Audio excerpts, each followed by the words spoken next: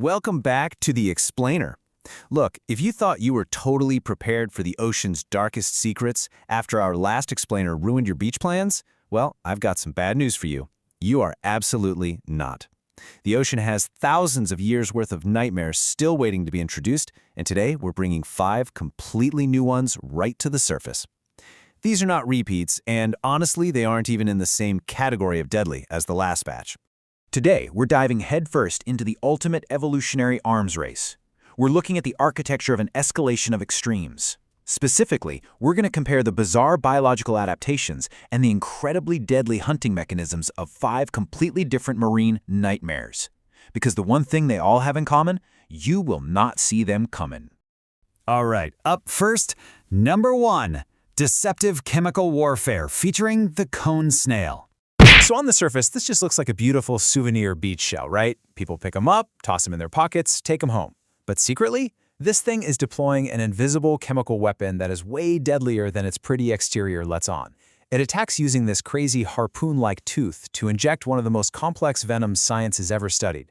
It's this massive cocktail of over 100 different toxic compounds known as conotoxins. You might feel a tiny sting, honestly so minor you'd probably ignore it, but then the progressive paralysis kicks in. Your muscles stop responding, your vision gets blurry, your breathing slows right down.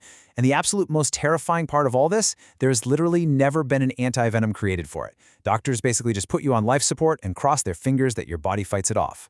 Which brings us to a frankly staggering number. The larger species, specifically the geographic cone snail, boasts a massive 70% untreated fatality rate. It actually earned the very real, terrifying nickname of the cigarette snail. Why? Because supposedly a victim only has enough time to smoke a single cigarette before their body completely shuts down. Yeah, the ocean really does not care about your souvenir collection. So let's see how this arms race escalates. We're shifting gears from the cone snail's microscopic, invisible chemistry straight over to a creature that kills with pure, calculated, undeniable physics. Number 2, masters of mechanical violence, the saltwater crocodile. Meet the literal largest reptile on Earth. We're talking males regularly hitting 23 feet long and weighing over a ton. And this isn't just some prehistoric leftover stumbling around the modern world. No, this is a master of mechanical violence packing 200 million years of evolutionary perfection. But here's the thing. While its 3,700 pounds per square inch bite force, which is one of the strongest ever recorded, by the way, is absolutely terrifying, its deadliest biological adaptation isn't actually its raw power. It is its calculated patience. Because they're apex ambush predators, they have this incredibly terrifying step-by-step hunting mechanism. They will literally track a target for days, stay completely motionless, and just hold their breath for over an hour underwater. Then, out of nowhere, they lunge their entire body length in under a single second with zero warning. And finally, they execute the devastating death roll to simultaneously disorient, tear, break bones, and drown their prey all at once. So really, it's that extreme patience that makes their physical power totally inescapable. Now, contrasting that patient, massive, crushing force, our next subject proves that explosive speed and devastating mechanical violence can actually come in much, much smaller packages. Number 3, explosive acceleration, the mantis shrimp. Okay, do not let the name or its 12-inch size fool you for a second. The mantis shrimp is one of the most mechanically violent creatures on the entire planet. It strikes with these club-like appendages at the mind-bending acceleration of a .22 caliber bullet. And this brilliantly illustrates how the shrimp actually hits you twice. First, the physical strike delivers 1,500 newtons of force, which is easily enough to snap marine biologists' fingers and literally shatter aquarium glass. But the strike is so incredibly fast, it causes something called cavitation. The water literally vaporizes and then collapses into a secondary shockwave that can stun or even kill its prey, even if the physical punch misses completely. And, as if a double-impact shockwave punch wasn't insane enough, nature went ahead and gave it an alien sensory adaptation to match. Think about this. Humans have 3 types of photoreceptors in our eyes. The mantis shrimp, it has 16. It's out there processing colors, wavelengths, and 16 dimensions of light that are so far beyond human comprehension, we literally do not have the words or the technology to describe what it's seeing. All right, let's transition from that highly directed, explosive, kinetic shockwave to a creature that uses a completely opposite hunting mechanism. This one relies on a massive, passive, drifting snare to capture its victims, without even twitching a single muscle. Number 4, the invisible colonial army, the Portuguese Man of War. So pretty much everyone mistakenly calls this a jellyfish, right? But the biological truth of what this actually is way more disturbing.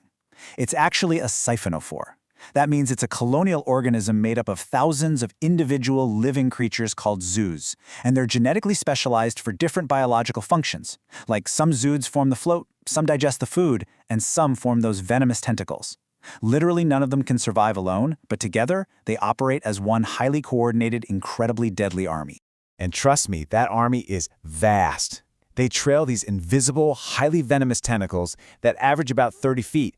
But get this, they can reach up to an astonishing 165 feet long. These cause excruciating pain, severe welts, and can even trigger cardiac arrest. And worse, they don't travel alone. They drift across the ocean in these huge armadas of up to 1,000 unified colonies. But you know what's really terrifying? The detached danger. A single tentacle that gets separated from the main body and washes up on a beach can still deliver a full, perfect, venomous sting hours later. You don't even need to be in the water or anywhere near the actual organism to fall into its snare. Leaving those sunlit surface snares behind, we're plunging straight into the abyss for our final creature. We are looking at an animal specifically adapted to track prey in absolute freezing darkness under bone-crushing pressure. Number 5. Deep-sea sensory hunters, the fangtooth fish. Living at an unfathomable 16,000 feet deep, where there is zero light and zero warmth, the fangtooth fish is basically a literal nightmare that learned how to swim. It was built for an environment with absolutely no mercy, and it thrives there. Its biological adaptation for feeding is extreme. Its teeth are proportionally the largest of any fish in the ocean relative to its body size. They are so massive, it physically cannot close its mouth.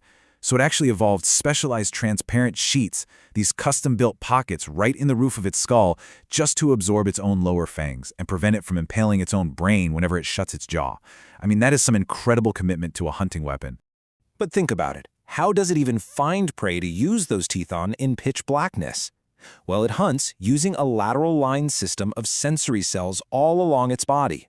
It detects microscopic water pressure changes, essentially feeling your movement. It can't see you, but it knows exactly where you are, feeling you before you even know it exists. So the crucial takeaway from this whole explainer is perfectly laid out right here in our comparison breakdown. Just take a second to look at the sheer diversity of these biological adaptations and hunting mechanisms.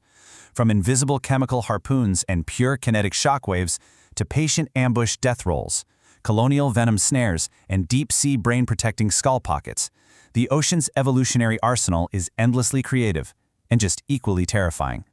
And here is the final thought I want to leave you with today. The ocean covers 71% of this planet, and yet less than 20% of it has actually been explored. The creatures we've talked about today, those are just the ones we already know about. The other 80% is still completely dark. So if the thought of what else might be hiding down there keeps you up tonight, good. Subscribe to The Explainer, hit that bell, and stick around because we are nowhere near finished with what this ocean is hiding.